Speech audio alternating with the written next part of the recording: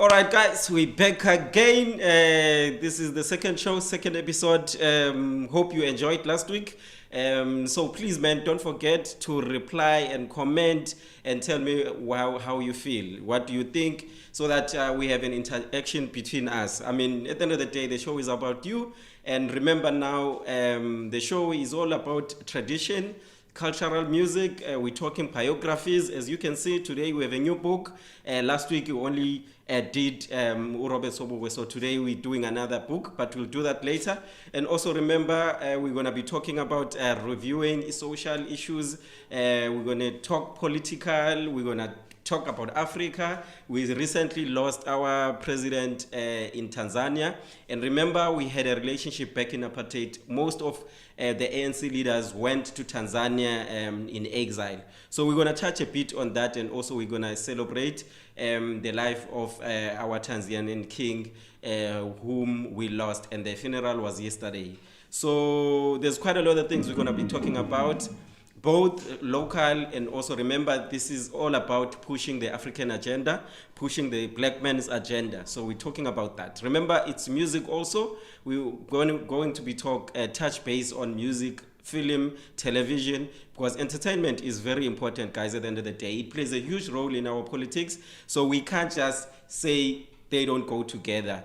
You have to remember, without entertainment, no political party can push their agenda. So they need us at the end of the day. So remember also, we're going to be engaging with you on our, when we have your comments, you can send on Facebook, go through Lelako Production, Deeply Rooted. You can check and send us your comments, send us your messages there. You can go YouTube, check us there, Deeply Rooted.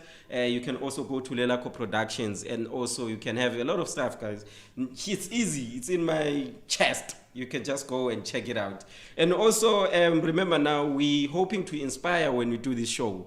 Because I see that every day we're losing the essence of being black. And I'm not being racist or anything, but we need to protect this skin, because we're losing it every day. And our languages way to now, we just need to make sure that we promote them as much as we want.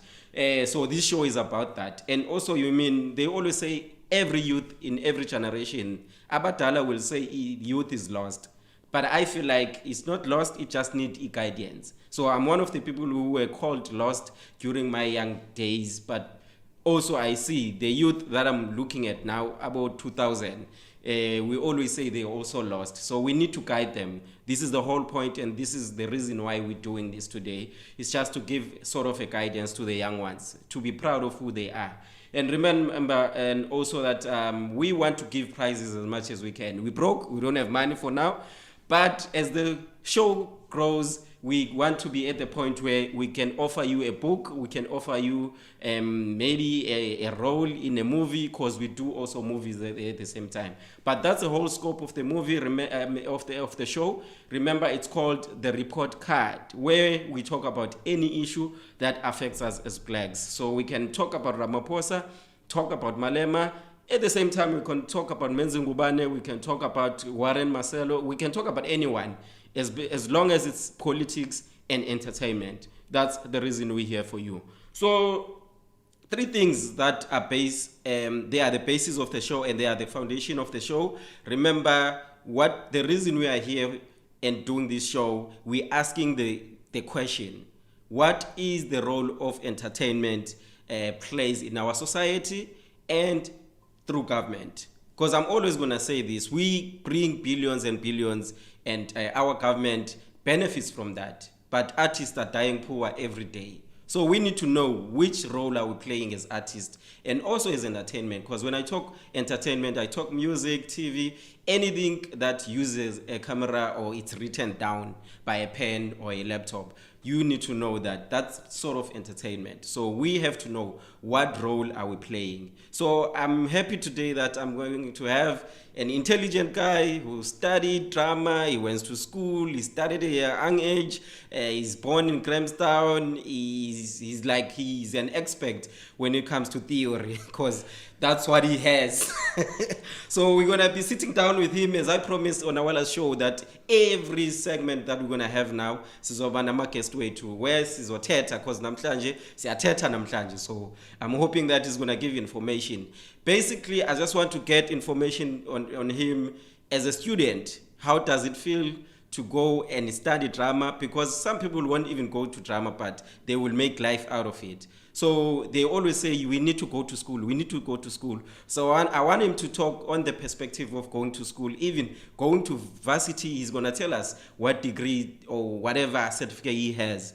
Because, yeah, it's very important to know, is it a natural thing or is it something you can study? We just need to talk about that. And I'm glad he's here today. So don't forget, guys, we also celebrating our fallen heroes. Today, I also want us to touch a bit and talk about him. We're not, trying to be like any other person who's been talking about him. We just want to talk about him for the fact that he's the legend and he's the one of the people who played a huge role in South African entertainment. So at some point, we need to talk about these issues, but it doesn't need to end on talking. Artists need to stop dying broke, and that is very important. It goes back to that question of what role are we playing as entertainers. And also remember our second segment, we review a book. We're going to be reviewing Utatu Steve Biko today, talk about his background and also what sort of influence he had on us, those who've read their work and those who've been around him during that time. And also remember, we're celebrating our hero later on the show. When we close the show, I'm going to tell you the name of the person we're celebrating today, so stick around. The clue is all over. It's all over the box. You can see for yourself. I'm not even going to say who it is, but the clue is somewhere else. As you are watching, you can see who's our hero today. So we're going to be talking about that hero. So it's all about celebrating who we are, guys. So let me not waste any time before we go any further and introduce my man. Come through, Papa. Let's talk about this. Let's talk about this. All right, brother. Just introduce yourself. And what was the struggles usazalwa, and then we're gonna take it from there. I think manza yenza lula lento. Ngaqala ngithethe igama nguMasiqole uzinzo Patrick Eshu ngizawabiza wonke just because you have an English name, but hey, Mina, I thought I was like, I'm not gonna have an English name. Hey, sometimes we have to carry these names. It's just in gym because we can. But why Abelungu can't have like Xhosa names or Zulu names or Tswana names, but we as blacks have to have an English name? Hey, yazi kukho into entsha namhlanje that I'm getting. Abantu abaninzi now Abelungu, they have amagama amatsha. If you can even watch like Pakistan. Who? Give me, okay, like we can go to Pakistani shops now. Palestinians, we can argue for them because they're part of Africa and some of them are Africans. But I'm saying in terms of the Europe guys, white people, why did they call themselves from their early age? Hey, I think it has to go back way back that, you know, for us, we're more of Abantu Abanins who adopted a lot of things from Amapolo. Okay. So, sadly for me, my parents were one of those people who were highly influenced by Amapolo Amaninza. So, even now with my two brothers, or Anel and Ele, to Mnandum Patrick, or Anel and Eric, I don't understand why Eric, Patrick, but we had to keep those names because our parents gave us those names. Well, I think they wanted to give me Peter or Patrick. hey, can't be Peter. Hey, but talking about Marvel, Marvel Pictures. But just tell us about your background, the young person, where you grew up. And so I grew up in a small space, which says Ndakumbeni, Echeni. Yeah. As Ndakumbeni, but Ndakumbeni is a Fingo village. Yeah. Fingo village is Kulelepa, Mqobeni, ixesha elininzi besidlala egazini. Yeah. And besithanda uzidlalela egazini, which means it has its own history now. It has its own history that I only found out about it, when was it, 3 years ago. Eskolweni. And that is varsity. So I grew up there, grew up in a house full of many artists. because, you know, we had to do what we had to do. My mother is a performer and a singer in Besebenzela Third World Band Fight, which was run by Brett Bailey. Yeah. And then my family followed on Umakosi, Usisonga, even you. You played in The Prophet by Brett Bailey. So I grew up in that space where there's a lot of artists at home. So, which was something that I had to take even further, you know, having to just take a different route, which I was lucky to go to school in 2013 to start my first degree. 2013, I'm in Durban at the time. Yeah. First time in Durban. Kabanga. Having been out of school, having been out of high schools for 6 years. Yeah. And finally deciding after 6 years, okay, let me just go. So you passed your grade 12? Grade 12 in. And then after grade 12, 6 years? 6 years in between. Waiting. No, it was you just... were business in but in terms of varsity? It was me waiting. Because I wasn't thinking about varsity at that time. Because we're busy with the groups and performing, festival.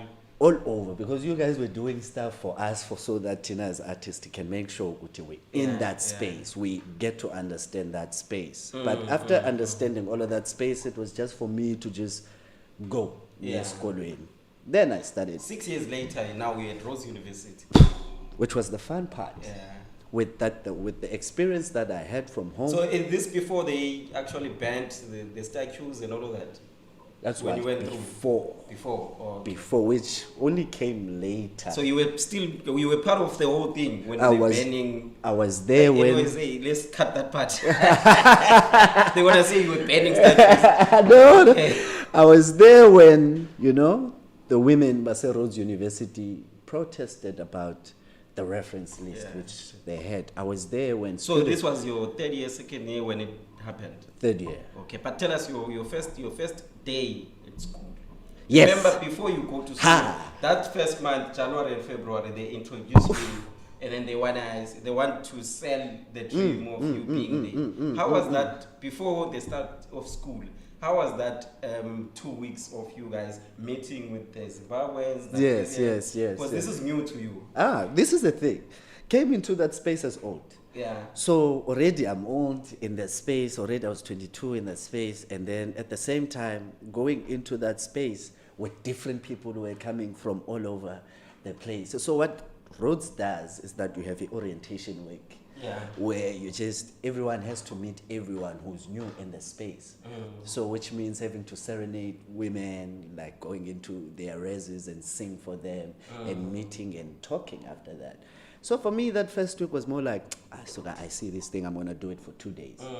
But after 2 days, I was like, okay, I know who I know already. I know how I'm going to keep my circle. Yeah. When I keep it small, already I had friends like Tino, Tawanda, and Oli. So different backgrounds. Yes. Like Nigeria. I had one guy, Utino from Zim. Okay.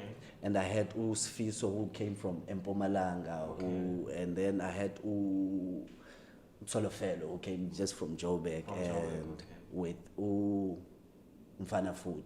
Okay. And I had different friends, and I had Uyesh, which was an Indian guy. So I had this circle that I kept with me. That so this is the first year, second year, third year, or you guys broke somehow? I think after third year, we just broke into small pieces because for me... Because now you were chasing different trains. Yes, for me it was all about honors. So first year now, December, tell me, this is like January, now this is December, your exams, or your first exam time. How did you feel? Your first test where you're like, hey, now I need to prep the body. Test over the first term. How did it feel? Did it feel the same as high school, or was it different experience now? Let's just touch on teaching. Because now you have a lecture in front of you, no more a teacher, which is almost the same, but now it's different. Here's the thing, coming from Ekhini, now you're introduced into an online things of having to upload things, having to... Oh, so you're working, you have to upload. You have to upload. You only attended the class. You attend lectures, the lecturer is standing there for 45 minutes. After they're done, they leave and be like, just go on RU Connect and see what's your assignment. So me, The only time I had to use a computer, it's all thanks to you. First time. Oh yeah. It's all thanks to you with the trips as I saw Rhodes and going there. Was because I was at radio at this time at Rhodes Music Radio. It was the campus radio, so I was one of the guys there. Who were there. So you gave me access to use a computer to get used to internet at the same time. So I got used to that, but it was different having to do academic reading, academic writing, which are two complete different things that for me in my first year I struggled with.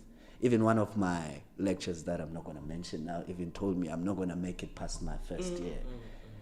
So the academic writing and reading was something that I had to push myself to do, to write in a specific way, to speak in a specific way, and to read in a specific way, especially when you're reading for learners. So I had to focus on that on my first year. Imagine coming from extended studies program and then having to go through all of that reading and writing throughout your first year. And it's been after 6 years, it was tough. But that moment when it came in November, having to write my first paper for 3 hours, I'm not going to lie, I was well prepared for it. Oh, okay. I was well prepared for it. Actually, I was well prepared for the exams as a whole. So tell the guys at home, what were you doing at the time? What were you preparing your studies? So luckily for me, I had friends who were reading more. You can have fun, but you have to read and write more. You have to put more effort into your work, your schoolwork. So I had friends who were doing different subjects, but they had to introduce me to how they read stuff and how they write about their different subjects. So for me, I was in that space and inspired by friends who are able to do different things, who were able to. So the course was your course? For me, I was doing a BA. Yes. Bachelor of Arts. Yes, at that time. But after that, because I had guys who were doing pharmacy, I had guys who were doing BSc, but the effort that they put, the time that they put on their work inspired me to be like, okay, actually, even though we're not doing the same subjects, there's an effort that these guys always put in their work. But now at this time, amachita awaboni as umuntu actayo nje, not taking you serious, because as much as you were studying, but still ikhona lento ba hey athi ayonto serious uzo enter when a university. Was it there with your first year, second year time? It was there. I'm not gonna lie. It was there. It was breathing, because friends of mine thought that I was wasting just my time. Why learn acting? Why acting? Because acting, there's no money in acting. Or acting, you're just a clown in jail. But I think for me, that idea went out of their heads when they came to watch me perform. And then they saw. And then they saw what I can do. And when you had an advantage, and you went into varsity knowing what's going on in entertainment industry, especially with theatre. With theatre, already family has done. But now, how did that help you to work in the industry before you studied? I think more than helping, it slowed me down. I need to say that. More than helping, it slowed me down, because already there's been lessons that have been given at home. There are things, I'm watching more theater, I'm being included in rehearsal processes, and I'm in that space with the directors. Now to go back to school, meaning that having to sit down in a desk and waiting for a lecture to teach me about all of these theoretical frameworks, only to go back to a point where I can only perform maybe twice a year. Because now you had to study now. I have to study now. You can't make money anymore. There are people, can't make money anymore. From making money to now not making money and just book. And being told I can only perform and get credits after that. No cash. Nothing.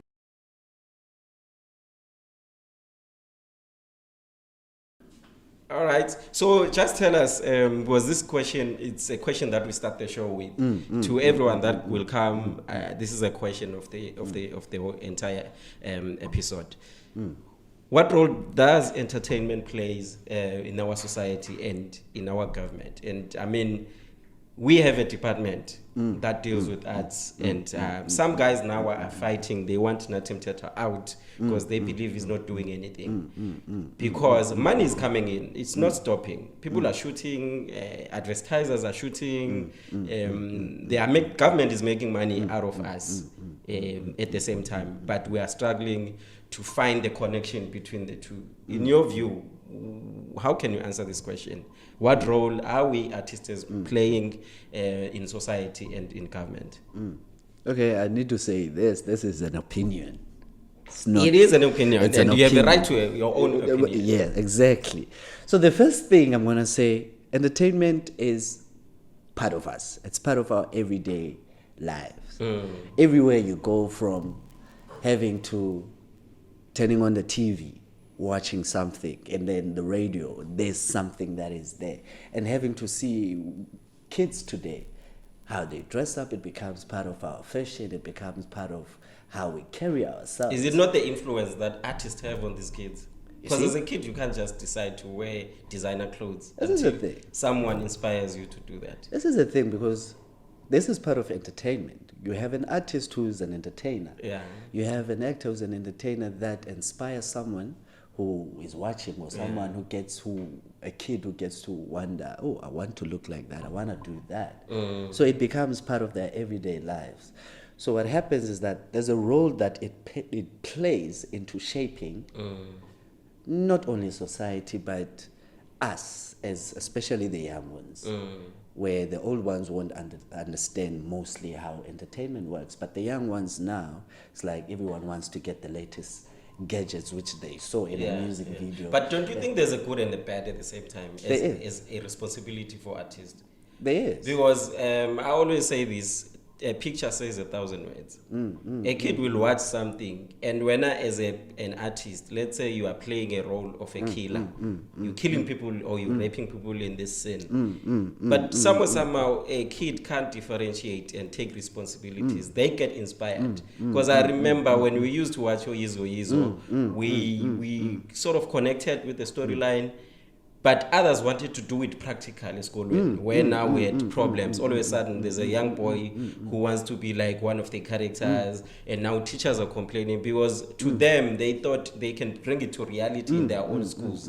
So there's always a good and a bad. But in your view, what do you think between those two, good and bad, how can we make sure we balance them? Because it's still a responsibility at the end of the day. There's a responsibility, Tina, as artists that we have, especially having to get a lot of gigs, get a lot of stories that you have to portray, or characters that you have to play. Yeah. You know, there's a responsibility that artists have when they're given that script or given that gig, that now you need to be honest with yourself in what you're going to portray. Let's say I'm given a role to play a gangster. Yeah. Now, there's one thing I need to think about, is that what is this gangster portraying? What is this going to be perceived when I have to do it? Yeah. Or would I blind reality by not focusing on saying that gangsters don't exist in our own societies? Should I vimba that, or just focus on the character? But we have that responsibility of saying that there are things that, Tina, we can choose to be positive rather than being bad. They need as much as we need to show both. Yes. But I feel like most of the time 80% is bad. Yeah. And then 20%, 30% or 40% is good. Then it becomes now young people will prefer to look at the bad because they tend to see more. Fashion, film, music, they will always have this more of bad and less of good. Because somehow they think that good is boring. Because if you're going to watch people loving each other, people comment, they're like, this is boring. Now they will prefer to see the bad side of things. It's like dating a woman who likes Amajita as stoned. Whenever you hear you are a good guy, she's like, this guy is boring. But you are a good guy. True. So it's the same thing. I feel like bad is more in our shows, in our television, more than the good. As much as there's good, but there isn't much attention on the good side. And it's your responsibility as an actor, because when you get a role and you're being seen with kids are losing the way, but you're still portraying the same characters every day, then what does it say about you as an actor? And you know, the saddest thing is that... Yeah, I understand the cash part, because we should also talk about money. You have family, you have kids. Yes. But at the end of the day, what about my kid and the neighbor's kid and the other? Because they also get influenced by you, and you become their role model at the same time. There's a saddest thing, Bona, that we need to look at. The sad thing is that all of these characters have been portrayed by black people. Yeah. In most of these films that we see, especially local ones. These characters are being played by a black guy or a black woman who has to do this. Already it's given an idea of that, oh, okay, I saw abamnyama kakade indlela baphathana ngayo lena. This is what becomes a stereotype. You know? You see, that's the saddest part, that we find that always there's that roughness that needs to come out of a black man who is abusive to a woman. At the same time, there comes that roughness that has to come from a mother who's a black mother who's abusing a child at the same time. So there's always been this stereotype of these are things that black people do in their society. And we see too much of it on television. This is what black people do, and they shape how black people should behave, like how we're speaking, like Dala, we used to watch Abo Yizo Yizo. Soon as Yizo Yizo appear, we know we're gonna go outside and start to speak like Abo Papa Action and be like, oh, every time. So Nelingo Nayo comes together and it changes as young people, because we think maybe it's a cool thing now because everyone is doing it. And it's on TV. We need to go and move on with the show. Yes. Tell me then the role in government. What artist role they playing in our government, especially our sector, the artist sector. The nice part is that artists do, and for the government side, with the administration side of all of these programs that should be taken care of, that should take care of artists are falling short in that, because there's not much more that is known about the administration side.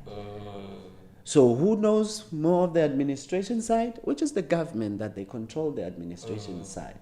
And sadly for me, where I come from, Ekhini, in a small town, the people who are doing the administration side pick and choose who they need to be part of a certain thing. Already. But did you choose Nathi? Did you choose Nathi to be in there? Well, Nathi, because I don't think we had, given a chance to vote for him to be. No. It was the ANC gangs that voted him in as the MEC. It's a body my body. You know, because now you have Unati. But who would you choose in the government to represent you, especially in parliament? An artist who understands. Because EFF is doing it right, because there are actors now who are in EFF. Yeah. Like Uringo is a musician, is part of the EFF. And then I forgot the other guy's name.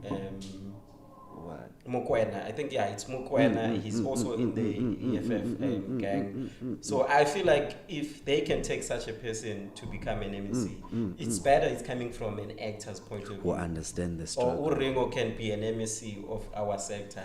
I would understand, because it's coming from a point of being a musician, and he's now a politician. So they come together. So there's this cohesion that the government always avoids, because once you have an administration or an administrator who is an artist will already understand the struggles of being an artist. Now you have an administrator who doesn't know all of this is just a job to them. And artists will understand that artists need this and this and this and this. When you have someone who doesn't understand this, they won't see other needs of artists as necessary, which is Nathi is struggling. Like last year, he failed artists dismally. Dismally, I understand that there were all of these social distance protocols. But there was no plan for artists. There was never a plan for artists.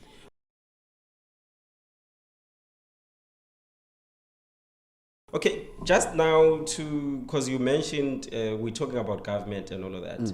There's a guy, not even a guy, a person I respect, and I got a chance to read his book. Now we're going to review his book. Yes. And one thing that he did during his time, he said you need to be proud of your skin. You need to be proud of who you are as a black person. And he had some guidelines and gave us some guidelines of what does it mean when he says you need to be proud of being black consciousness. And he started his own movement.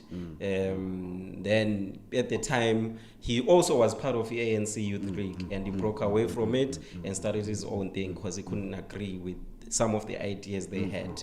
So, I mean, I'm talking about none other than the book we have there, Steve Biko. Can you tell me, have you read the book? Yeah, I've read. Or have you read any book by Steve Biko? I've read the book a couple of times. I've read it like 3 times. Okay. And it's a very interesting book. So as in university, you never had to come across maybe a story or something while we were studying? For us, it was just something that we had to pick up on. Oh, okay. Let's so it say was never part of the curriculum that yeah. you had. It's something and that it's supposed to be there in university. Yeah, because when I was doing Paul International and it's International and Political Studies for 3 years, Steve was someone that we had to introduce ourselves to. You know, when there's a topic about, let's say if we're looking at South African history or we're looking at South African democracy, we need to pick up from Steve to speak for the black people, not to speak for the majority or everyone in South Africa. We need to understand that there are gaps in South Africa, there's diversity in South Africa, there's all of these racial connotation and establishments that have already became a foundation of the country. There's black, there's white. Okay, so now we're doing our book review and we're reviewing Steve Biko. The name of the book is called I Write What I Like. There's an MC, I don't even know, I'm not going to mention name. In his lyrics, he has this line which he says, I write what I like. So I didn't know whether he was talking about the book or he was trying to reference, because in hip hop, I mean, it's poetic. So sometimes they will write a line, but knowing they're talking about something else. So I hope that MC or a hip hop cat, they were talking about the book. Because I went straight to the book when he said, I write what I like, and then he went on with his rhymes. Anyways, just to give you a brief background about the man himself, he was born in 18 December 1946 at Takastad. And then umama ebe naye ekhaya, umama uNtsiki Mashalaba. Naye kuthiwa wazalwa ngo-1970 and then wasweleka ngo-1977. Then bathi uSteve Biko was assassinated on the 12th of September 1997 in Pretoria. And during that time, he was beaten up in such a way that the apartheid police, they wanted to cover that.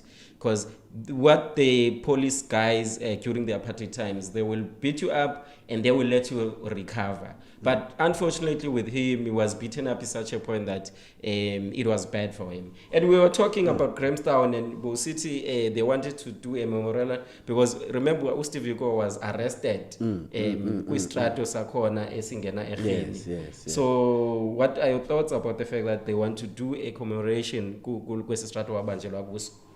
So when I heard about them wanting to, because this is an end to it's an old road that passes a township from town to town. Now they're wanting to do something for Ubra Steve where he got arrested, which was, I'm trying to think about Lendo.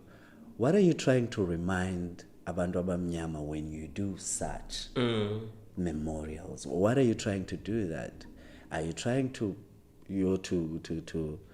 motivate them, or you're trying to bring back bad memories back to them so that they continue to be part of the bad memories? So I was like, okay, you want to do a memorial where Steve was arrested, but what are you trying to remind people? That for a black man you will be arrested into the space. Or are you trying to say that the memory of Steve being arrested in this space lives It's very important. It's very important. He was arrested, yeah. You know? He was arrested by the apartheid government who killed him later. So that's a short period of time. You want to remember that. Instead of building a memorial where he stays at King Williamstown, build a big memorial city. There's a foundation there, which is a very big space. Yeah. There's a foundation. I'm saying a big, like King Williamstown should be called maybe Steve. Steve or Steve Biko's city. You know? Then we're talking. Rather than because they will say Port Elizabeth. Port Elizabeth, who's Port Elizabeth? I don't even Grahamstown. know. Who's Grahamstown? I know. Because it's names of people. Yes. So why not name cities as as our own who fought against? But anyways, we're not promoting racism and all of that, but it's important to go back. Read his book, guys, and get more to know about the guy. Because and said, as much as we need to compromise with the apartheid, but we shouldn't lose who we are. And once you understand that you're a black person and black is beautiful, he understood why he was saying that. Because they wanted us to not feel beautiful. And once you don't feel beautiful, you have a low self-esteem. And once you have a low self-esteem, you tend to doubt yourself. Once you doubt yourself, you tend to make bad choices. Once you make bad choices, then you tend to lose the roots. So that's why he was fighting so much and said, ANC, I don't agree with whatever you're saying. You need to stick on the fact that we are very proud. If you are a Zulu, be proud of it. If you're Tswana, be proud of it. If you're Venda, be proud of it. So they didn't have this thing of you need to separate yourself away from that. So it's very important, guys, to always appreciate who you are. Just to go, before we close our book review, we need to remember also he had kids. He was a family man. Umntana wakhe was uHlumelo Biko, uNkosinathi Biko, uSamora Biko, uMohlatse Biko, noLerato Biko. So he had kids, girls and boys, and also his education is from a University of Natal, Ebefundap, I think Pietermaritzburg. That's where he studied Natal Medical School. So he wanted to be in medical environment, but politics beat him. The back actually beat him, and he wanted to follow politics. And also in 1966 and 72, he was studying at Francis College, and then a Forbes Grant School in Lovedale. So he's a very educated brother like you. He went to varsity and he did all of that. But through all of that, he didn't forget who he is. As much as because you get studied and you want to live like a white person, and you tend to forget that you are black because you are educated. Because we have this mentality of once you get education, you don't feel 100% black. Because now you get to introduce to this white world and you want to be part of it and you want to get involved. And you have to compromise who you are sometimes. To get into that boardroom of a million deal, sometimes you have to speak nice English so that they don't catch that, hey, this one is a black. They will say, hey, this one is different. It's not like the other ones. So we tend to do that. And Steve Biko was saying, you don't have to feel like that. When you get into a boardroom, you need to speak and be comfortable in the language. But I mean, these days it's not that easy, because if you speak your own language, but I would so it's a problem. It's a big problem. So let's just close with your last words about the book. How did you feel about it? And also, where can people buy books whenever they want to read? And we're not only going to do politics, we're also going to have autobiographies of actors, musicians. But now, for now, we started with these two books. Where can they get it? This book, you can get it anywhere in your local bookstores. But there's one important quote that I love about this book, when Steve says that the greatest weapon wielded by the oppressor is the mind of the oppressed. Yes. You know, how we think of ourselves, how we see ourselves should be more than what already white people has given us, how they expected us to live, how they expected us to be, which is something that we need to find on our own, who we are, without all of these flashy things. Okay. Well done, Baba. They won't even close it. Yeah. I was getting emotional. I feel you.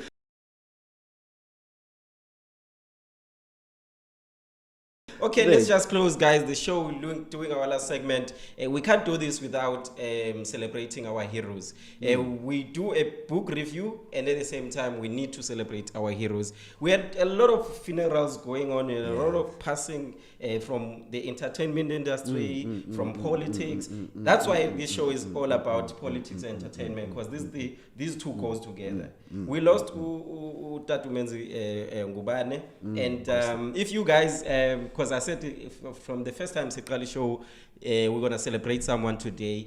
His picture has been sitting there for the whole show, and I hope you saw the clue of who we're talking about today when we celebrate our heroes.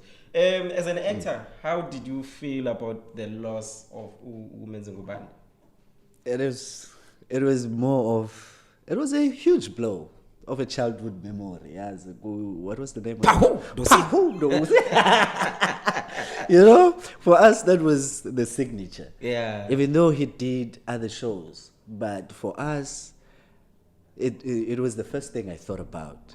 That Ubambo Lwam or something. Ubambo Lwam, yes. Yes, where he played. I don't remember the character. Wakhala Nyoni. Yes, that's the name. Because I don't remember the character he played, but who knows? See, every time was something that we carried with us. All the time. Which is something that Ubud Menzi was able to do for us. And he was able to do that to say that as a black man, you can last as long as you can in the entertainment space if you believe. What did he not do in South African television? Because I feel like he's done it all. There's a lot. He's done it all. There's a lot, which is something that you hardly even see. He didn't do a talk show, a reality show. Yeah, he didn't do that. That's the only thing angayenzanga. There was a funeral capsule what that I saw him sitting on that advert. I was like, booty. A reality TV show? It wasn't a reality TV show. It was an advert that seems as if it was... No, I'm saying if we can count the list of things who entertainment is now in South Africa, he hasn't done a reality TV. No. He hasn't done a talk show. No. So that's the only things that he almost did because of... For us to say he entertainment industry, we had to count him with reality, but he didn't do that. Not that to say I'm just giving you a background of he almost did everything in South Africa to show that he is such a versatile person. He was not just an entertainer only. And also, let's just give a bit of a background, guys. Google is the friend. So you can always Google, and also you can buy a book to get more facts about all the things we are saying. These are just our own opinion. We're just putting whatever we can in a sea, because a sea is big enough, but it doesn't mean we can throw a stone in it to show that at least we have an opinion. So he was born on 4 September 1964, a Lady Smith. He's a KZN born, and then he died 13 March this year. And also uspouse wakhe umama wasekhaya bathi uLerato Sedibe, and then kukhona nosisi uSikelelo Sishuba, who's a current wife, and then umntana wabo uAisha Ngubane. So he has won some couple of awards, like Africa Movie Academy Award for Best Actor in Leading Role, the Golden Horn Award for Best Actor in TV Soap. You can go, man, and Google all the information. I don't want to sound like everyone else now. All of a sudden, he was passed and we're celebrating. So I don't want this situation in Jalo, because I've been watching him, and it doesn't have to seem like now all of a sudden all of us we want to celebrate. So we're just talking about it because of our feature. It's all about celebrating our heroes, and I felt that we need to celebrate him also in the show. So not to say we want to follow the trend, because some people just want to trend and being seen, and some are not even fans of him, but they are trending and wanting to post pictures. So we're not doing this with the intention of wanting to trend, but the intention is to celebrate heroes. Last week we celebrated Umamu Miriam Makeba, so today it was his turn. And also briefly about the king. We are born in Eastern Cape. Nathi sinayo inkosi yethu ebisho. But apha KZN kuthiwa ke utyaliwe, which is awukwazi ukuthi usolekile. So uKings welithini naye a big figure KZN. How did you also feel about that same time? Because he's in we can consider him as a government person or as a political leader, even though he was not in politics. It was a huge loss, especially for a royal figure like King Zwelithini, because you hardly get a few of them who understand the role of royalty at its best, from a traditional level to a political level, because there's a thing that has been happening, that royalty is slowly fading away into politics. And now all of the ruling, and he's one of the few guys who managed to keep that gap, that there's a gap between politics and royalty, you know. There's a king who has his own followers, which is the people. You have politics now which is trying to take on the role of the royalty, you know, that we as South Africans are used to. But with everything that has been changing, he managed to get into the space, to find a space of royalty into politics, which is something that the Eastern Cape has been struggling with. Can you say it was struggling? Because our own king, you see? And I feel government is also involved, because the guy is outspoken. He can talk his mind, but immediately, I think this all started during the Zuma time, where now he was arrested because he said something not agreeing with Uzuma, and then after that it became a problem. And when I listen to him, I realize that he doesn't have fear. We are theater, like he expresses himself. But it became a laughing stock because Ubanjiwe, and then they talk about his weed. Now he became a laughing stock, and we didn't actually listen to him because he was criticizing the government about the role they play in royalty, as you were saying. But after there was this arrest and all of that, and then now he was a laughing stock. But I believe if given a chance to lead Eastern Cape, he can also show his strength, like Utatu King Zoli. I mean, King Yale KZN. There's this thing that we, as South Africans, as new people who are trying to get into the space on how South Africa is today, is that before we spoke politics, we spoke royalty. And royalty found its way to be, not say replaced by politics, but somehow it is struggling to find its way, where now today you can get a king who can be arrested and spend some jail time. This is not just anyone. This is, you know, and you have that. This is something that has happened for the longest time in South Africa in the late 1800s, where now you find kings being arrested because they had to control them. You see? Hey, man, it's quite a big argument. I mean, a debate at the same time. Why would you arrest a royalty? Because I think they need to have their own way of doing things. You know? And for me, I find it hard. Why a government will just go to a royalty family and say, we arrest you. And until they kill someone, then I can understand that they need to get involved. But we haven't killed anyone, but still you go to jail. To jail as we need to close the show, my brother, and closing the show with you now. You passed your third year and you had to leave. You got your degree. How did it feel for you to stand and take that degree on that day you were celebrating? How did it feel to stand in that stage and say, I've got it? To be honest, it was just a 5-second thing, where I waited for 2 hours only to be for 5 seconds in my head. And I was like, I spent 3 years only to just sit in front of a chancellor. You're not to sit, just to kneel in front of a chancellor. So, spent 3 years for this. And then I left. Yeah. And then there was a number of us, came back the following year, did the same thing. And now my mom wants us to do the third thing. I'm not going to do it again. I'm not going to do that. It's you spend a lot of time working, sweating, crying, and going into an emotional trauma. And remember, you didn't have a financial backing. You know? No, your family doesn't have money. You had to find your own way. Yeah. And then to just have that 5 seconds. And you know, you get to ask yourself, what does this mean? Yeah, but I mean, there's a trend now. Guys will go to ceremony wearing tradition.